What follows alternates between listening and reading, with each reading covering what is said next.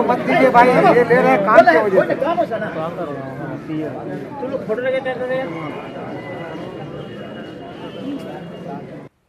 मौलाना असराउल्लाह कासमी साहब सिर्फ़ एक आलिम दीन नहीं थे, बल्कि एक पूरी आलम उसमें बसती थी।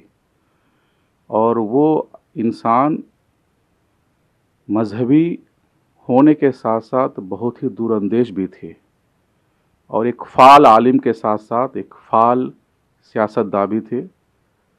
आज हम लोग बहुत गमगीन हैं कि पूरा इलाका एक सरपरस्त, एक गार्जियन खो चुका है।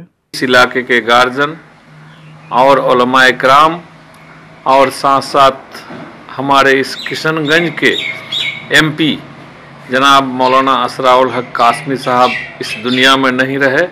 इन्ना लिल्लाहि व इन्ना इलैहि राजिऊन। अब इसके लिए हम लोग सब कोई मिल के दुआ करें। बहुत अफसोस की बात है, हमारे गार्जियन थे इस इलाके के, बहुत नेता, जिसके लिए बहुत तकलीफ है, सब लोग गम में हैं। आज किशनगंज के लोगों के लिए बहुत बड़ा क्षति है।